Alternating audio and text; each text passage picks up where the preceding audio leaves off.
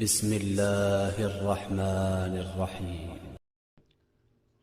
اعوذ باللہ من الشیطان الرجیم۔ بسم اللہ الرحمن الرحیم۔ الحمد للہ الذی ہدانا لہذا وما كنا لنہتدی لولا ان ہدانا اللہ۔ لقد جاءت رسل ربنا بالحق۔ الصلاة والسلام والتحیۃ والاکرام علی بشیر النذیر والسراج المنیر الطہر الطاہر ودر الباخر مولانا بالقاسم محمد۔ اللہم صلی علی محمد وآل محمد وأہل بیتہ الطیبین الطاہرین المعصومین المظلومین الہداة المہدیین لا سیما بقیت اللہ فی الارضین صاحب العصر والزمان خلیفۃ الرحمن۔ اما بعد فقد قال اللہ تبارک و تعالی فی محکم کتابہ المجید وفرقانہ الحمید وهو اصدق الصادقین وقولہ الحق۔ بسم اللہ الرحمن الرحیم۔ لقد کرمنا بنی آدم وحملناہم فی البر والبحر ورزقناہم من الطیبات وفضلناہم علی کثیر ممن خلقنا تفضیلا۔ صلوات پڑھیں محمد و آل محمد پر۔ اللہم صلی علی محمد و آل محمد۔ سامعین گرامی قدر، دوستان محترم، بزرگان محترم، گو کہ مجلس آن لائن کی صورت میں اور لائیو کی صورت میں اس وقت آپ کے سامنے پیش کی جا رہی ہے، لیکن امید کرتا ہوں کہ گھر میں بھی ہم افراد کہ جو مجلس کو اس طریقے سے پیش کر رہے ہیں صلوات کا سہارا دیتے رہیں گے اور گھر میں صلوات کی عبادت انجام دیتے رہیں گے، اس لیے کہ حدیث رسول ہے کہ بلند آواز سے درود پڑھنا دلوں سے نفاق کو دور کر دیتا ہے۔ کتاب خدا وافی ہدایہ کی جس آیے کریمہ کو سرنامہ سخن میں تلاوت کرنے کا شرف حاصل کیا، اس آیے کریمہ کا تعلق سورہ بنی اسرائیل سے ہے۔ پروردگار عالم ارشاد فرما رہا ہے، لقد کرمنا بنی آدم، ہم نے اولاد آدم کو عزت اور کرامت عطا فرمائی، ہم نے انہیں خشکی اور تری میں سواریوں پر سوار کیا، ہم نے انہیں پاک و پاکیزہ رزق عطا فرمایا اور ہم نے انہیں اپنی بہت سی مخلوقات پر فضیلت عطا کی۔ یہ سورہ بنی اسرائیل کی 70ویں آیت ہے کہ جس میں پروردگار عالم انسان کو اس کی عزت، انسان کو اس کی شرافت، انسان کو اس کی کرامت، انسان کو اس کی حیثیت سمجھا رہا ہے کہ دیکھو ہم نے تمہیں عزت بھی دی، ہم نے تمہیں شرافت بھی دی، ہم نے تمہیں کرامت بھی دی۔ اور یہ سورہ بنی اسرائیل کی 70ویں آیت ہے۔ جیسے ہی یہ آیت تمام ہوئی تو پروردگار عالم نے اگلی آیت میں اعلان کیا کہ محشر میں سب کو سب کے اماموں کے ساتھ بلایا جائے گا، یعنی ذکر انسان کے بعد فوراً امام کا ذکر اس بات کا پیغام دیا جا رہا ہے کہ تم کو جو یہ عزت دی گئی ہے، تم کو جو یہ فضیلت دی گئی ہے، تمہیں جو یہ اشرف مخلوقات بنایا گیا، تمہیں جو یہ صاحب عقل بنایا گیا، یہ جو تمہارے ایک مختصر سے جسم کو نباتات و جمادات و حیوانات پر فوقیت عطا کی گئی ہے، اس لیے کہ تم اپنی قدر کرو، تم اپنے بارے میں سمجھو اور تم اپنی عزت کے بارے میں سوچو اور اس عزت کی بقا کی فکر کرو۔ ہم نے تمہیں عزت دے دی، اب یہ سوچو کہ یہ عزت باقی کیسے رہے۔ تو بقائے عزت کا ذریعہ دامن امام ہے کہ اگر چاہتے ہو کہ تمہاری عزت باقی رہے، اگر چاہتے ہو کہ تمہاری عزت محفوظ رہے، تو عزت انسانی کا تقاضا یہ ہے کہ انسان امام کے دروازے تک پہنچ جائے۔ ایک ظریف نقطہ ہے کہ جس کی طرف میں آپ کی توجہ کا طالب ہوں کہ اس پر انشاءاللہ توجہ فرمائیں گے کہ انسان کی اس امامت کا تعلق، یہ امامت کا تعلق صرف شریعت سے نہیں ہے، صرف عبادت سے نہیں ہے، بلکہ امام کا تعلق انسان کی عزت سے ہے۔ میں نے گفتگو کا آغاز کر دیا ہے کہ انسان کی عزت کا تعلق امام سے ہے، صرف شریعت سے، صرف عبادت سے۔ شریعت بھی امام ہی کے زیر اثر ہے، عبادت کے طریقے بھی امام ہی سکھلائے گا، لیکن انسان کی عزت کا بڑا گہرا تعلق ہے اس امام سے، بڑے گہرا تعلق ہے امام سے۔ اس لیے کہ ایسا انسان کہ جسے پروردگار عالم نے اشرف مخلوقات بنایا، ایسا انسان کہ جسے صاحب عقل بنایا، اگر ایسے انسان کا امام منصوص من اللہ نہ ہوگا، اگر ایسے انسان کا امام معصوم نہ ہوگا، اگر ایسے انسان کا امام عالم علم لدنی نہیں ہوگا، اگر ایسے انسان کا امام خطیب منبر سلونی نہیں ہوگا، اگر ایسے انسان کا امام موجز نما نہیں ہوگا، اگر ایسے انسان کا امام کل ایمان نہیں ہوگا، اگر ایسے انسان کا امام مرد میدان نہیں ہوگا، اگر ایسے انسان کا امام جناب امیر نہیں ہوگا، اگر ایسے انسان کا امام مولائے غدیر نہیں ہوگا، اگر ایسے انسان کا امام ساقی کوثر نہیں ہوگا، اگر ایسے انسان کا امام کل ایمان نہیں ہوگا، تو امام کی عظمت پر اثر نہیں پڑے گا بلکہ انسان کی عزت پر اثر پڑے گا۔ لہٰذا ضروری ہے کہ اس انسان کا امام معصوم ہونا چاہیے، انسان کی عزت کا تعلق امام سے ہے۔ اگر اس انسان کا امام معصوم نہ ہو تو یہ انسان کی انسلٹ اور انسان کی ذلت کا سبب ہے۔ اور قرآن کہہ چکا کہ دیکھو ہم نے تمہیں عبث خلق نہیں کیا ہے، ہم نے تمہیں فالتو خلق نہیں کیا ہے، یہ دنیا لہو و لعب کے لیے نہیں بنائی ہے کہ تم یہاں پر اس کو بازیچہ سمجھو اور یہاں پر کھیلو کود اور تماشا مچانا شروع کر دو، نہیں، ہم نے تو تمہیں عزت دی ہے، ہم نے جو تمہیں فضیلت دی ہے، یہ تمام چیزیں سمجھانے کے بعد ہم تمہیں صرف یہ سمجھا رہے ہیں کہ دیکھو اگر اس عزت کو بچانا چاہتے ہو تو در امام تک آ جاؤ، تمہیں اپنے امام کو پہچاننا بڑا ضروری ہے۔ اسی لیے چھٹے امام نے ارشاد فرمایا، چھٹے امام فرماتے ہیں کہ اگر کسی نے اپنی زندگی میں کسی پتھر کو بھی امام مانا ہو تو پروردگار عالم روز محشر اس انسان کو اسی پتھر کے ساتھ محشور فرمائے بطور امام۔ لہذا انسان کو یہ دیکھنا چاہیے کہ وہ کس امام کا انتخاب کر رہا ہے، انتخاب یعنی کس امام کے دامن کو جا کے پکڑ رہا ہے، اس لیے کہ امام منصوص من اللہ ہوتا ہے، خدا کی جانب سے آتا ہے، لوگ اسے مل کے نہیں بناتے ہیں، خدا کے ذریعے، خدا اپنے نبی کے ذریعے امام بنواتا ہے۔ اور یہ امامت کا تعلق صرف امیر المومنین سے سلسلہ شروع نہیں ہوا امامت کا، ابھی میں عرض کروں گا۔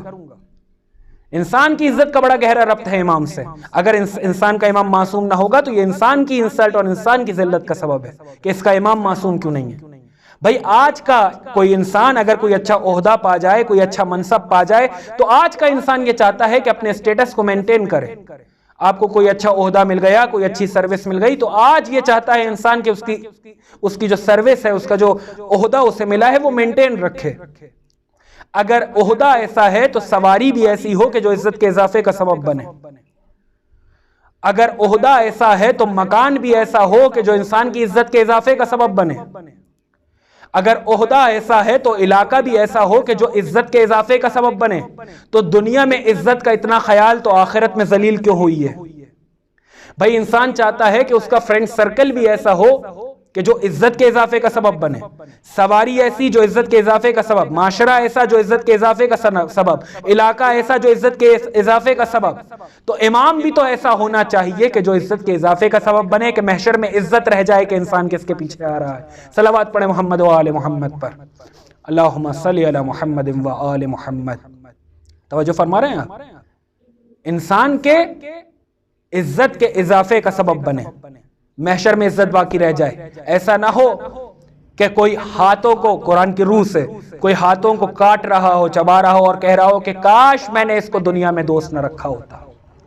انسان کو ایسا امام انتخاب کرنا چاہیے، ایسے امام کے دامن پر ہاتھ لگانا چاہیے کہ جو محشر میں اس کی عزت کو باقی رہ جائے۔ اس لیے کہ محشر کا عالم جس طریقے سے قرآن نے بیان کیا کہ ماں بیٹے کو نہیں پہچانے گی، بیٹا ماں باپ کو نہیں پہچانے گا، بھائی بہن کو نہیں پہچانے گا، بہن بھائی کو نہیں پہچانے گی، ایک غوغا اور ایک ایسا عالم ہے کہ جہاں پر خونی رشتے ایک دوسرے کو نہیں پہچان رہے، وہاں اگر کوئی بچانے والا ہے تو صرف امام ہے، اور وہ امام ہے کہ جو لوائے حمد کو لے کر پیغمبر کی پشت پہ کھڑا ہو۔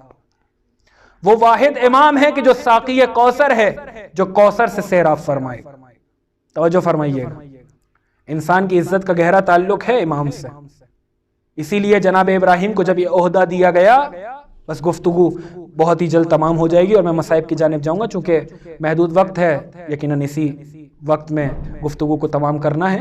جناب ابراہیم کو جب یہ عہدہ دیا گیا، انی جاعلک للناس اماما، ابراہیم ہم نے آپ کو انسانوں کا امام بنایا۔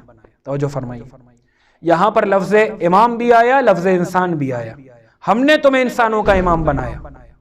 جناب ابراہیم اس سے پہلے کہ امام بنے، پروردگار نے نبی بھی بنایا، رسول بھی بنایا، معمار کعبہ بھی بنایا، خلیل بھی بنایا، مگر کسی عہدے کا ذکر اس وضاحت کے ساتھ نہیں ہوا جس وضاحت کے ساتھ عہدہ امامت کا ذکر کیا کہ انی جاعلک للناس اماما. ابراہیم ہم نے آپ کو انسانوں کا امام بنایا. ہم نے آپ کو کیسے امام بنایا؟ امتحان لیا کلمات کے ذریعے، پھر امام بنایا، پھر امام بنایا. یہیں سے ایک بات سمجھ میں آئی، ابراہیم جیسا نبی جس کے اندر نبوت کی صلاحیت موجود، خلیت کی صلاحیت موجود، خلت کی صلاحیت موجود، رسالت کی صلاحیت موجود. ابراہیم کوئی معمولی شخصیت نہیں ہے، نبوت کی صلاحیت موجود ہے، خلت کی صلاحیت موجود ہے، رسالت کی صلاحیت موجود ہے، لیکن صلاحیت ہونے کے باوجود ابراہیم کو امام نہیں بنایا جا رہا. یہی سے ہم سمجھے جب ابراہیم جیسا صلاحیت ہونے کے باوجود امام نہیں بن سکتا تو کوئی صحابیت کی بنیاد پہ امام کیسے بن جائے گا؟ انسان توجہ فرمائے اس پر. اتنی صلاحیتیں ہونے کے باوجود پروردگار امتحان لے رہا ہے اور اس کے بعد ابراہیم کو امام بنا رہا. سمجھایا انی جاعلک للہ سے اماما. پہلے نبوت دی، رسالت دی، خلت عطا فرمائی، خلت دی، پھر انسانوں کا امام بنایا. سمجھایا کہ انسانوں کا امام کم سے کم ابراہیم جیسا ہونا چاہیے. توجہ فرمائیے، گفتگو تمام ہو رہی ہے. سمجھایا کہ انسانوں کا امام کم سے کم ابراہیم نبی اللہ جیسا ہونا چاہیے. اب کیسے ہیں ابراہیم؟ گفتگو تمام چھوڑ دی میں نے بیچ میں، صرف ایک چند باتیں عرض کر کے میں مسائل کی جانب جاؤں گا. کیسے ہیں ابراہیم؟ ایسے ہیں ابراہیم نبی اللہ کہ ایک دن جہاں یہ واقعہ معمار کعبہ کا موجود ہے، جہاں حضرت اسماعیل کے گلے پہ چھری چلانے کا واقعہ موجود ہے، جہاں جو ہے تمام واقعات موجود ہیں تفسیر میں، وہیں یہ واقعہ موجود ہے کہ ایک دن جناب ابراہیم اپنے گھر سے آٹا لینے کے لیے بازار میں پہنچے. اب جو بازار میں پہنچے تو دیکھا بازار بند ہے، دکانیں بند ہیں. یہ سوچ کے کہ گھر میں گھر والوں کا دل نہ ٹوٹ جائے، ابراہیم نبی اللہ نے زمین سے مٹی کو اٹھایا، ریگ صحرا کو اٹھایا، ریت زمین سے اٹھائی صحرا کی، اس بورے میں، اس پیکٹ میں، اس چیز میں کہ جو لے کر آئے تھے جناب ابراہیم گھر سے، ریگ صحرا کو بھر کے گھر کو واپس پلٹے. کیا لینے آئے تھے؟ لینے آئے تھے آٹا.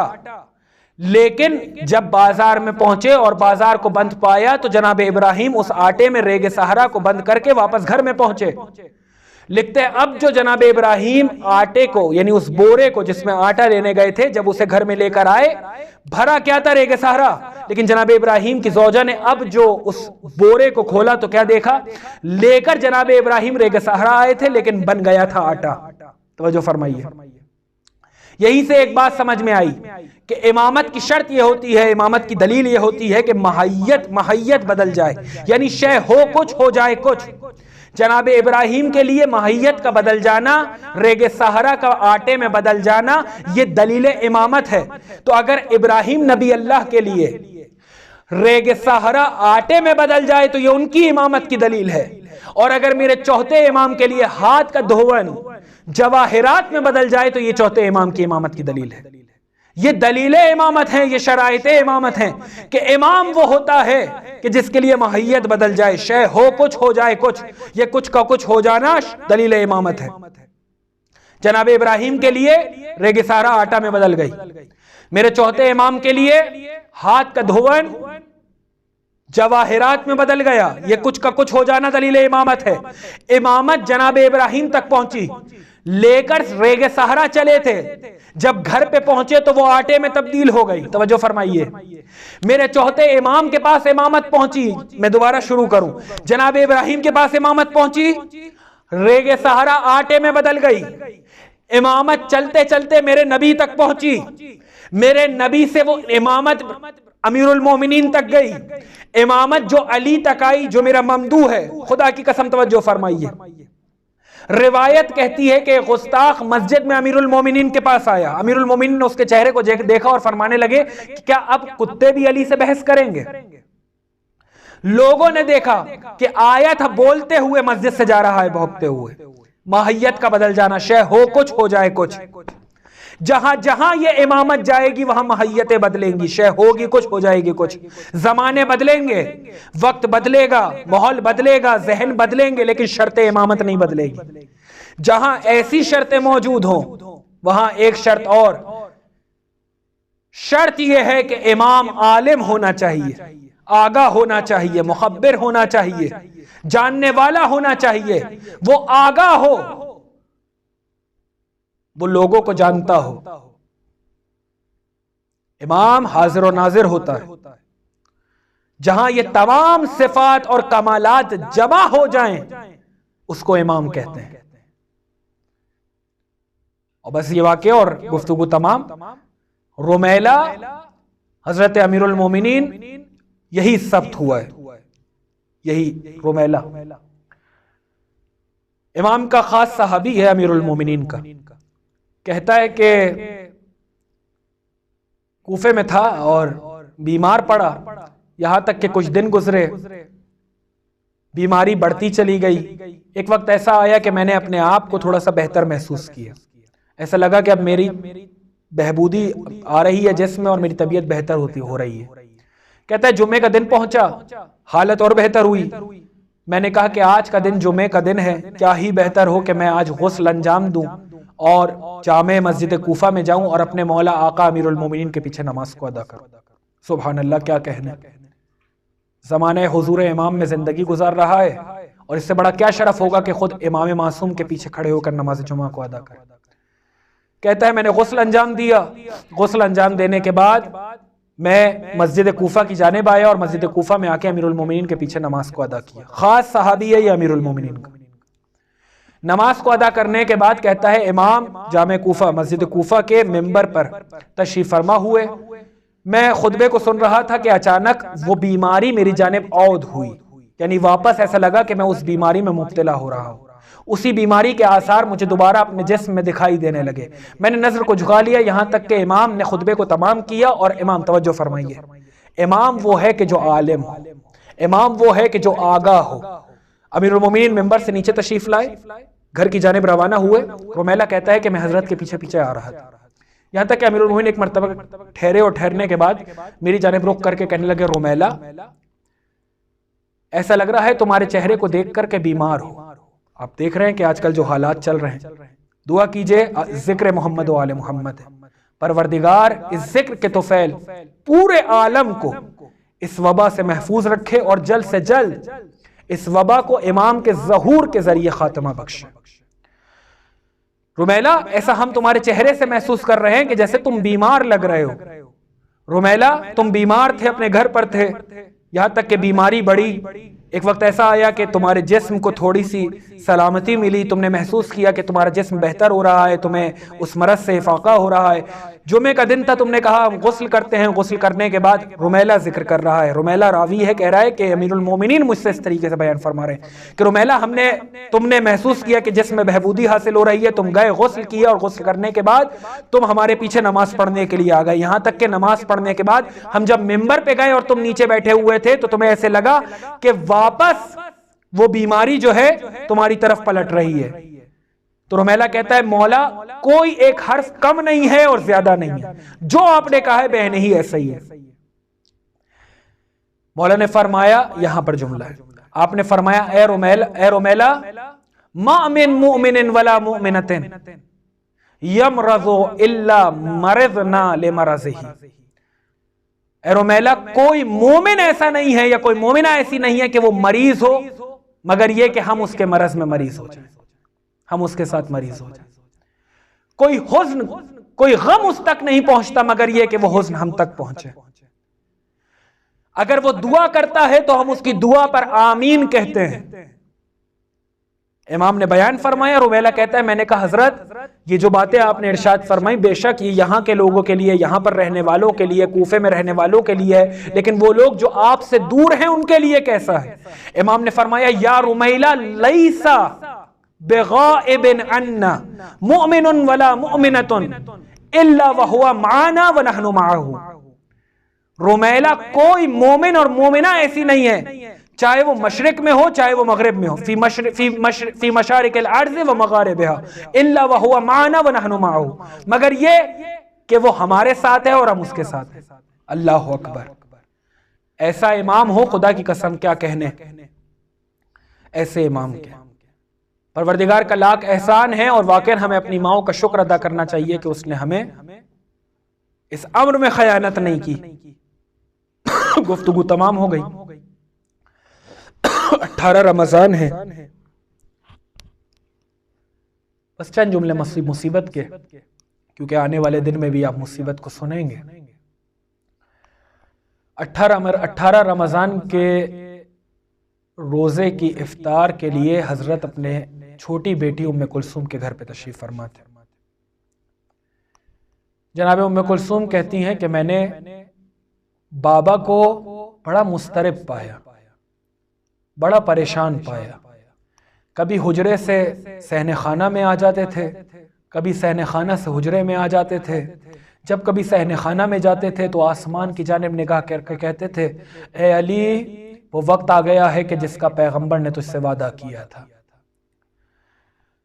بے چینی کے عالم میں میں نے اپنے بابا کو پایا، یہاں تک کہ فجر کا وقت نزدیک آنے لگا، بابا نے مسجد کوفہ کی جانب جانے کا ارادہ فرمایا، آپ نے عمامے کو پہنا، لباس کو پہننے کے بعد حضرت گھر کے صحن خانہ میں پہنچے ہیں۔ عزادارو، جب صحن خانہ میں امیر المومنین تشریف لائے ہیں تو لکھا ہے کہ وہ مرغابیاں جو حضرت کے صحن خانہ میں موجود تھیں، انہوں نے حضرت کے ابا کے دامن کو پکڑ لیا، اپنی چونچ سے امیر المومنین کے ابا کے دامن کو تھام لیا، گو کہ زبان بے زبانی میں یہ کہہ رہی ہوں کہ اے آقا امیر المومنین آج مسجد میں نہ جائیے، اے میرے مولا آج مسجد میں نہیں جائیے۔ حضرت نے اپنی بیٹیوں کی جانب دیکھا اور ایک جملہ فرمایا کہ میری بچی ہو، اگر ان کو کھانا دینے کے لیے گھر میں کچھ ہو تو انہیں گھر میں رکھنا، ورنہ آزاد کر دینا۔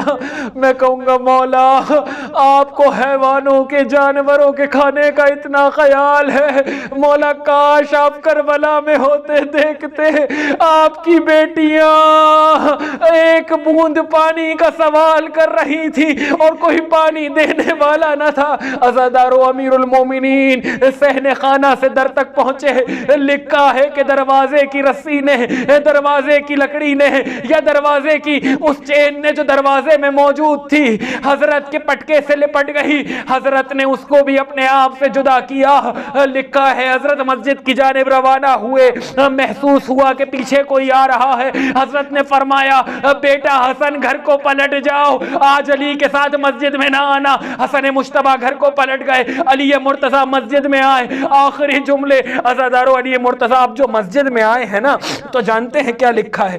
لکھا ہے کہ علی مرتضیٰ نے مسجد میں آنے کے بعد ایک ایک نمازی کو اپنے پیروں سے اٹھانا شروع کیا، یہاں تک کہ علی اس کے پاس پہنچے، علی نے اپنے پیروں سے اس کو بھی اٹھایا، ہاتھوں کو جوڑ کے کہوں مولا اس کو نہ اٹھائی ہے، شیعہ یتیم ہو جائیں گے، مولا اس کو بیدار نہ کیجئے، علی و بطول کی بیٹیاں یتیم ہو جائیں گی۔ عزادارو امیر المومنین نے ابن ملجم کو بیدار کیا کہ یہ شیطانی خواب ہے، کس طرح سو رہا ہے، اٹھ اٹھ کے نماز پڑھ۔ عزادارو گلدستہ اذان میں آئے، امیر المومنین نے اذان دی، اقامت کہنے کے بعد علی دوسری رکعت کے دوسرے سجدے میں تھے۔ عزادارو اس نے پشت سے وار کیا، وہ علی جو 500 رکعت نمازیں دن میں پڑھا کرتا تھا، عزادارو لکھا ہے اتنا گہرا زخم تھا کہ علی نے فرمایا حسن بابا کو سنبھالو، اب علی نماز نہیں پڑھا سکتا۔ عزادارو بس ایک روایت عرض کروں گا اور گفتگو تمام کر دوں گا۔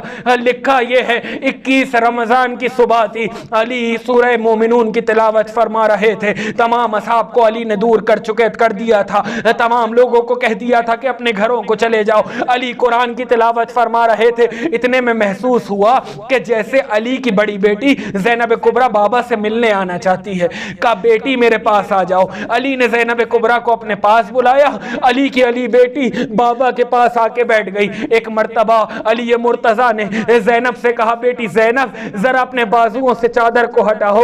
زینب نے بازوؤں سے چادر کو ہٹایا، علی مرتضیٰ نے چادر کے بعد اٹھانے، جب زینب نے چادر کو اٹھا دیا نا تو علی نے زینب کے بازوؤں کا بوسہ لیا۔ زینب گھبرا گئی، بابا یہ کیا کر رہے ہو؟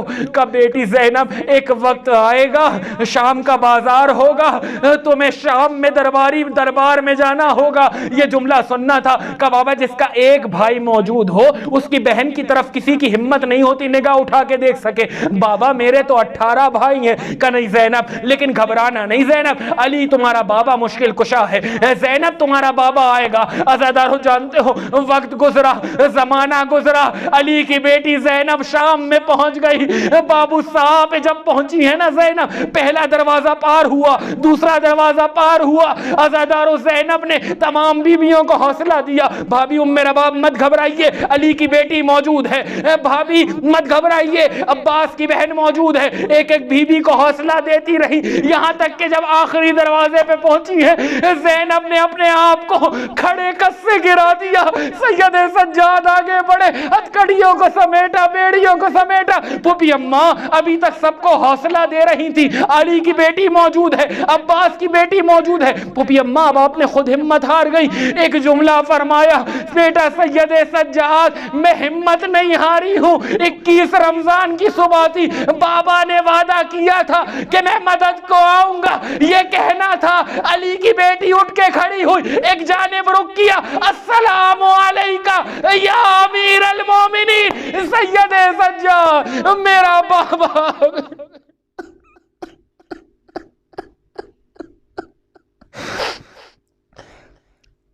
الا لعنت اللہ علی القوم الظالمین وسیعلم الذین ظلموا ای منقلب ینقلبون۔ ماتم حسین حسین علی یا علی یا علی یا علی انت قسیم النار والجنہ، یا علی انت قسیم النار والجنہ، یا علی یا علی یا علی یا علی انت قسیم النار والجنہ، یا علی انت قسیم النار کچھ مسلمانوں نے یوں اجر رسالت کا دیا، رسن ظلم میں تھا فاتح خیبر کا گلا، قول پیغمبر اعظم نہ انہیں یاد رہا، جبکہ تھا بزم صحابہ میں پیغمبر نے کہا، یا علی یا علی یا علی یا علی انت قسیم النار والجنہ۔ در بھی وہ در کے کرے جس پہ نبی آ کے سلام، جس کی عظمت پہ زمانے کو نہیں کوئی کلام، ہائے وہ گھر جو مدینے کے گھروں کا ہے امام، خود پیغمبر نے بھی جس گھر میں کیا آ کے قیام، یا علی یا علی یا علی یا علی انت قسیم النار والجنہ۔ ناریوں نے تجھے اس طرح ستایا مولا، تیرے ہی سامنے زہرا کو رلایا مولا، اور ظالم نے تیرے گھر کو جلایا مولا۔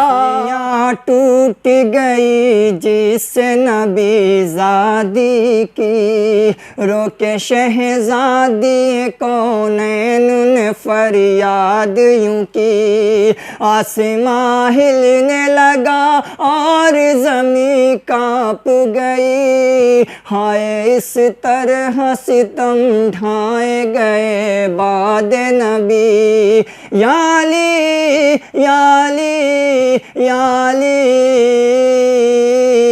یا علی انت قسیم النار والجنہ۔ ظلم جب اور بڑھا تیرے حسن تک پہنچا، چین سے اس کو ستمگاروں نے جینے نہ دیا، ہائے افسوس اسے زہر دگا سے مارا، تیر میت پہ چلا خون سے کفن سرخ ہوا، یا علی یا علی یا علی یا علی انت قسیم النار والجنہ۔ کم نہ تھا مار گئے کرب و بلا خیبر سے، اذن مرنے کی سبھی مانگتے تھے سرور سے، وہ جدا ہو گیا عباس و علی اکبر سے، رخ شبیر تھا تر خون علی اصغر سے، یا علی یا علی یا علی یا علی انت قسیم النار والجنہ۔ مقطع سماعت فرمائیں گے حضرات۔